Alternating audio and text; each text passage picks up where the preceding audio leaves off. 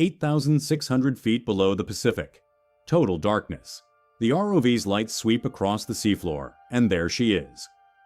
USS S-28, a submarine that vanished off Hawaii on the 4th of July, 1944. 49 men aboard. No distress call, no wreckage, no explanation, just gone. For 73 years, the Navy had one official answer. Cause of loss cannot be determined. But now the cameras are rolling across her shattered hull. The conning tower crushed. The torpedo tube sealed shut.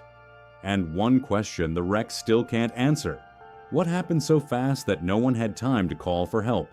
In 2017, the Lost 52 project located USS S-28 in one of the deepest submarine discoveries ever recorded, and what they found didn't match the Navy's assumptions. The wreck sits approximately 5-7 nautical miles off Oahu's northwest coast, resting on soft sediment at 8,530 feet, over 1.5 miles straight down. Water temperature near freezing. Visibility choked with marine snow. The ROV descended for nearly an hour before the hull emerged from the black. What the cameras captured: the forward section relatively intact, bow torpedo doors closed. The after section partially separated from the forward hull, and the conning tower, the nerve center of any submarine, collapsed inward, crushed by pressure that exceeded anything her designers ever imagined. S-28 was never supposed to go this deep. Her test depth was 200 feet. Her operating limit was maybe 250 in an emergency. Yet here she rests, at 8,530 feet, over 40 times deeper than she was built to survive. The Navy's 1944 Court of Inquiry assumed she sank in the general area. They never knew she'd fallen this far. They couldn't have. The technology didn't exist. Deep-sea sonar imaging was science fiction.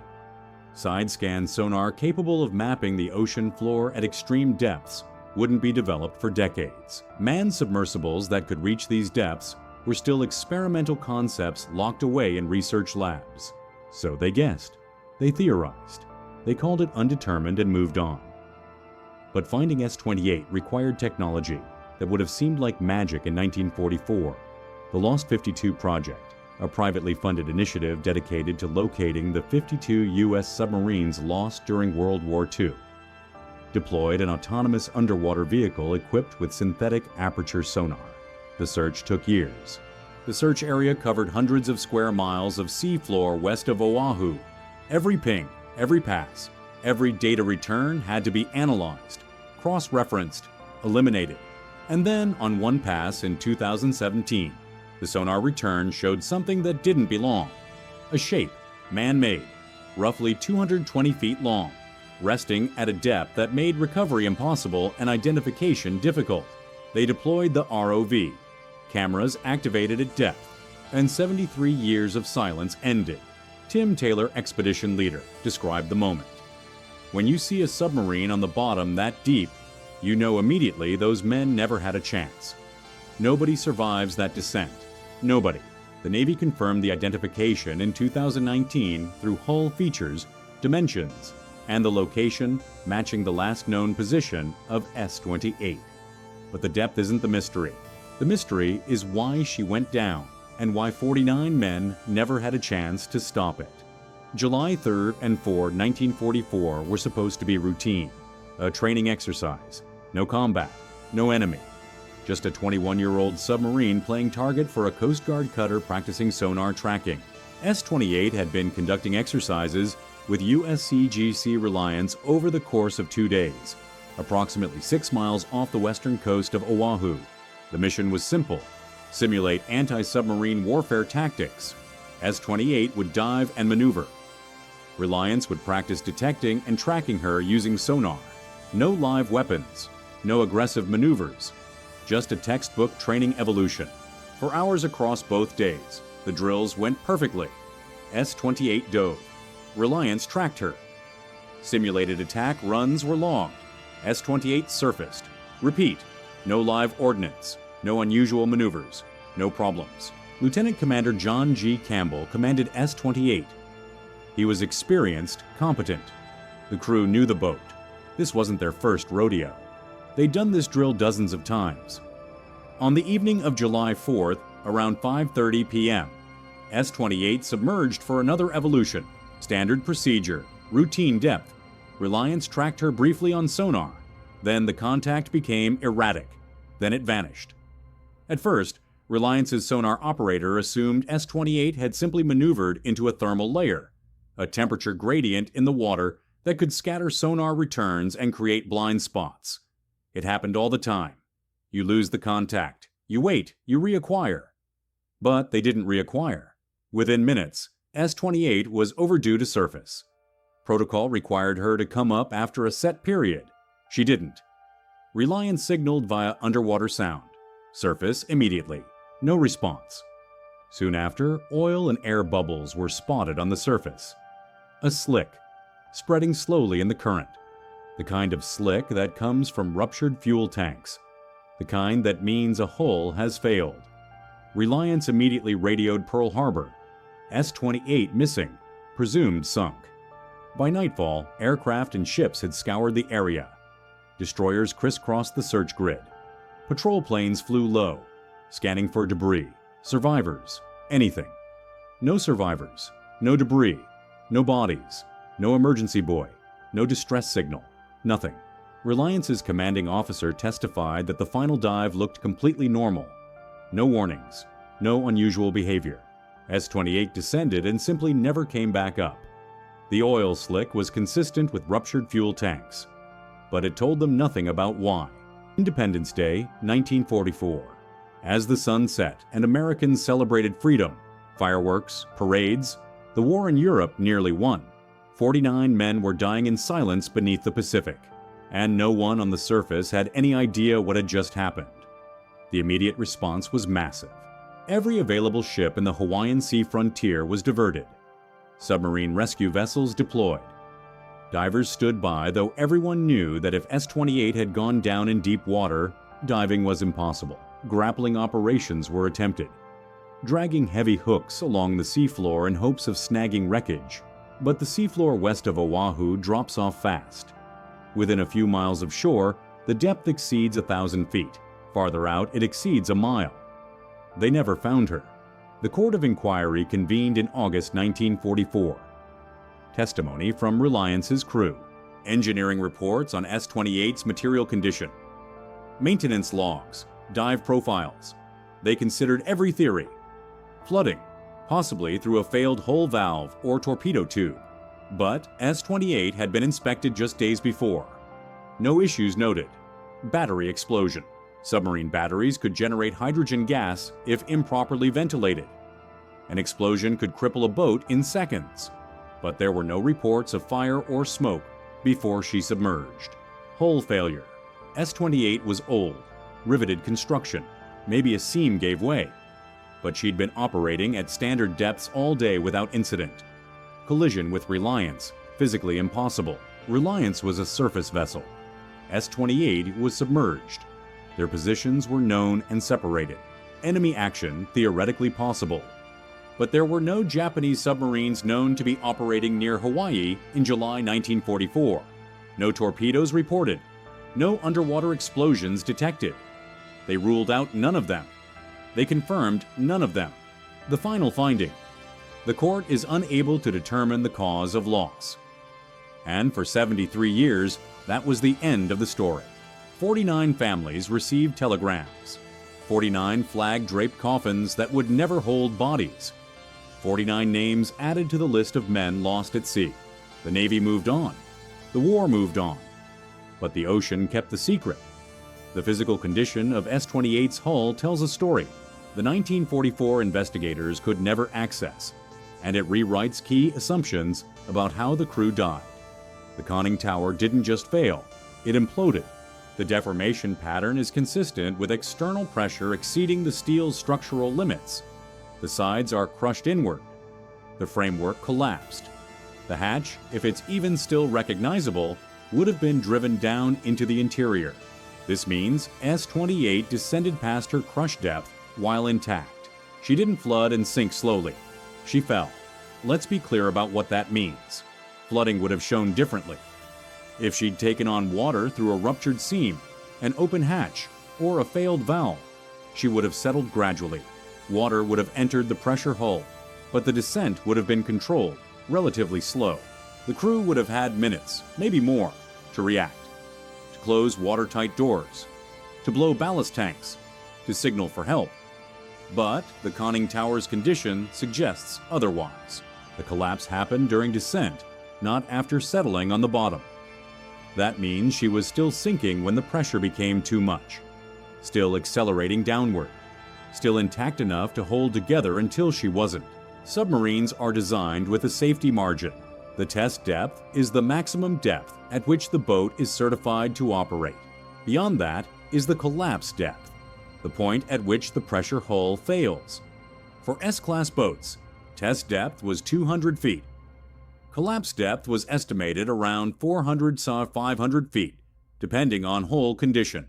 S-28 fell to 8,530 feet, somewhere during that descent, probably long before she hit bottom. The pressure exceeded what the steel could bear.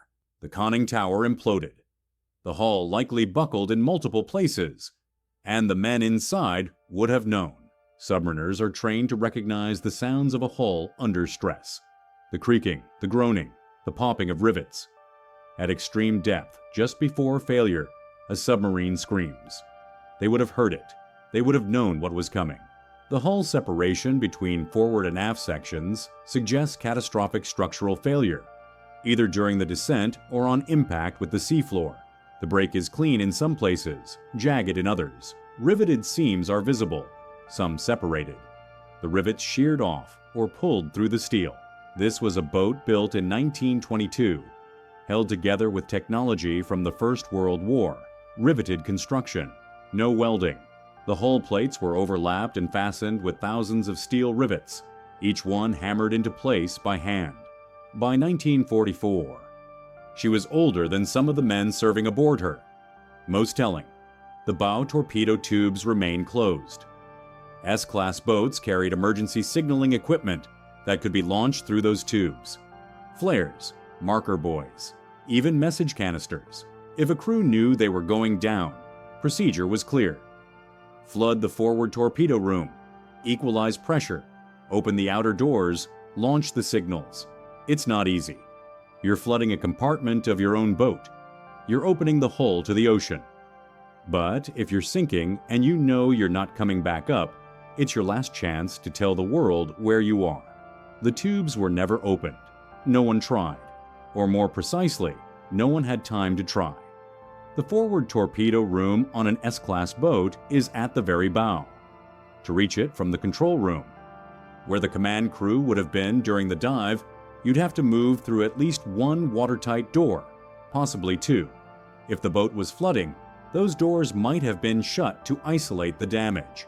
If the boat was descending out of control, the crew might have been struggling just to maintain trim or blow ballast. And if the boat was falling, truly falling, bow down, accelerating toward the depth, moving forward through the interior would have been nearly impossible. Tim Taylor of the Lost 52 project put it simply. What we see is consistent with a boat that went down fast.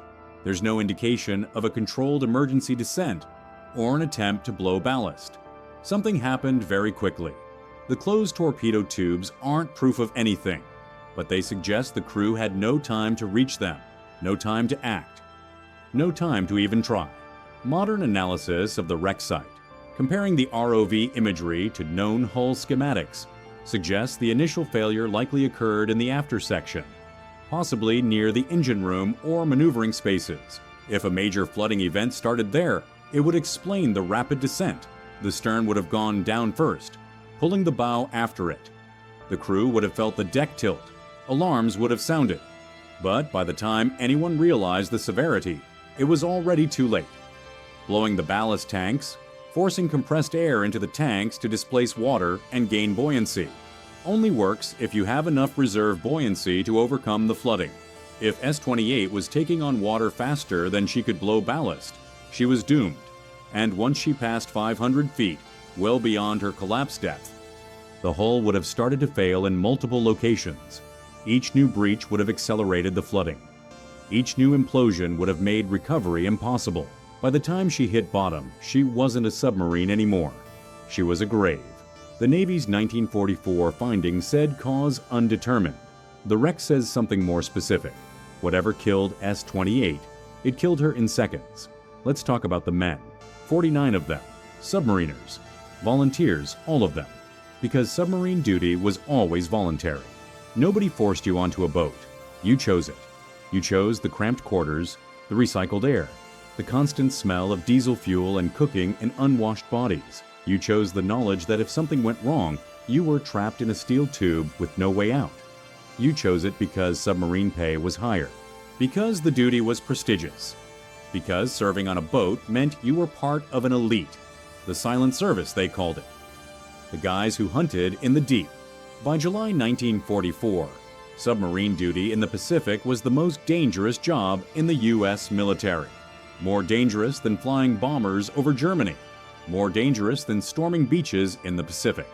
The U.S. submarine force represented less than 2% of the Navy's personnel, but accounted for 55% of all Japanese shipping losses. They were winning the war, choking off Japan's supply lines, sinking tankers, transports, warships. But they were also dying. Of the 288 submarines that served in World War II, 52 were lost. That's an 18% loss rate, nearly 1 in 5. And of the approximately 16,000 men who served on submarines during the war, 3,506 died, 375 officers, and 3,131 enlisted men. That's a 22% casualty rate. If you served on a submarine in World War II, you had better than a 1 in 5 chance of never coming home. S-28's crew knew the risks, but on July 4, 1944, they weren't hunting Japanese convoys. They weren't dodging depth charges or running silent in enemy waters. They were off the coast of Oahu. American waters, running a training drill. They should have been safe. Lieutenant Commander John G. Campbell, age 35. Commanding Officer. Annapolis graduate, married, 2 children. Lieutenant Richard M. Farrington, age 29. Executive Officer, also Annapolis, also married. Chief Torpedoman's mate, William Jones, age 34. Senior enlisted, veteran of multiple war patrols, and 46 others, sailors, mechanics, radio men, cooks. The youngest was 19, the oldest was 41. Some were experienced submariners who'd survived combat patrols. Others were fresh from submarine school, learning the trade. None of them expected to die that day. The families were notified by telegram, standard procedure. Terse, impersonal language. The Navy Department deeply regrets to inform you that your son husband is missing following the loss of USS S-28. Missing, not dead. Because without bodies, the Navy couldn't declare them dead. Not officially, not yet. It would take months, sometimes more than a year, before the status changed from missing to lost at sea, presumed dead. For the families, that meant waiting, hoping, knowing logically that nobody survives a submarine sinking in deep water, but clinging to the possibility that maybe somehow someone had made it out. Nobody had. The Navy offered little information. The Court of Inquiry's findings were classified. Families received letters expressing condolences and gratitude for their loved one's service, but no answers about what had happened. That silence lasted for decades. Even after the war, even after the records were declassified, the families had nothing but questions. No wreck site, no physical evidence, just a blank space on the map labeled USS S-28, cause unknown. For 73 years, the ocean kept the secret. And then, in 2017, Tim Taylor's team found her. The Navy officially confirmed the identification in 2019 and notified the families. Some had been waiting their entire lives for this moment. Children who'd lost fathers, siblings who'd lost brothers, wives who'd remarried, moved on, but never forgotten. For them, the discovery brought a form of closure, a location, an image, proof that their fathers and grandfathers and great-uncles hadn't simply vanished into nothing. But for historians, the discovery reopened everything. S-28 is now a protected war grave. But the questions she carries haven't been buried with her. The 49 men aboard that day are still entombed inside her hull. No remains have been recovered. No artifacts removed. The Sunken Military Craft Act of 2004 designates her a U.S. war grave, untouchable without Navy authorization. Disturbing the site, removing artifacts, or conducting invasive exploration requires explicit permission from the Secretary of the Navy. Permission is rarely granted. The reasoning is straightforward. These are graves. The men are still there. Their families deserve to know the site will remain undisturbed. Their names are carved into the submarine memorial at Pearl Harbor. Their bodies will never leave that steel. But here's the harder question. Why was S-28 even out there? Internal Navy documents from the 1940s, declassified decades later, revealed the service knew S-class boats were dangerously obsolete. A 1943 SubPac, Submarine Force Pacific Fleet, report warned that extended deep water operations are not recommended for S-class boats due to age and material condition. S-28 was operating in waters over 8,000 feet deep. She was 21 years old. Her hull was riveted, not welded. Her safe depth was a fraction of what her crew was asked to risk. And she wasn't alone. The S-class submarines were relics by World War II standards. Designed in 1918, built in the early 1920s, slow, 14 not surfaced, 11 submerged, noisy. Their diesel engines could be heard for miles underwater, outdated, no air conditioning, no modern sonar, no radar. By 1941, the Navy knew they were obsolete. Many S-boats were decommissioned before the war even started. Others were relegated to training duty, which is exactly what S-28 was doing when she went down. But here's the thing. Even training duty has risks, especially when you're operating in deep water, especially when your boat is old and worn. S-28 had been in service since 1923. 21 years of diving, surfacing, depth cycling, saltwater corrosion, thermal stress. Every dive strains the hull. Every ascent flexes the seams. Over time, the metal fatigues. The rivets loosen. The tolerances shift. The Navy knew this. They knew S-boats were at the end of their service life. But they kept using them. Because they needed training platforms. Because they needed boats for anti-submarine warfare exercises. Because scrapping the entire class would have been expensive and politically difficult. So they accepted the risk. And on July 4th, 1944, that risk came due. She wasn't lost to the enemy. She was lost to institutional tolerance for acceptable risk, training men for a war that was already being won, in a boat that should have been scrapped a decade earlier. Let's put this in context. The Pacific War would end 13 months later, in August 1945. By July 1944, victory was already inevitable. The invasion of Saipan was underway. The Marianas were falling. Japan's naval air power had been gutted at the Battle of the Philippine Sea, the Great Marianas Turkey Shoot, just 2 weeks before S-28 sank. American submarines were strangling Japan's supply lines. B-29 bombers were preparing to hit the Japanese mainland. The atomic bomb was months away from completion. Japan's defeat was a matter of time, and 49 men died training for a fight that no longer needed them, in a submarine that never should have been there. The families were told their loved ones died in service to their country. That's true. But the wreck tells a harder truth.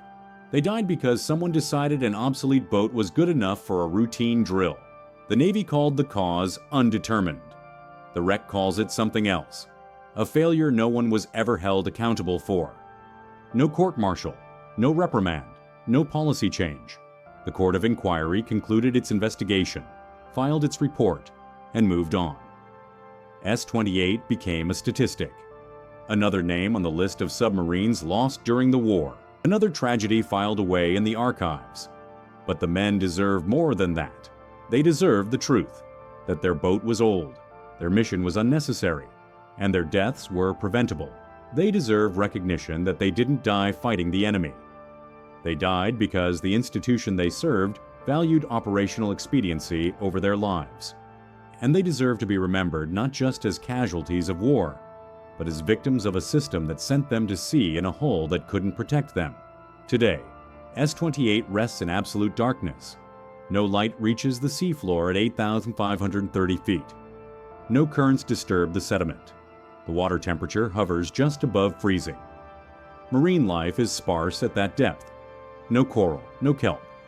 Mostly scavengers, amphipods, hagfish, deep-sea crabs, organisms that feed on whatever drifts down from the surface.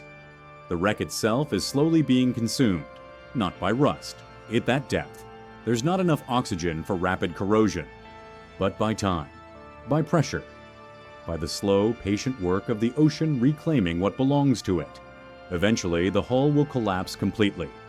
The steel will fracture. The compartments will flood with sediment.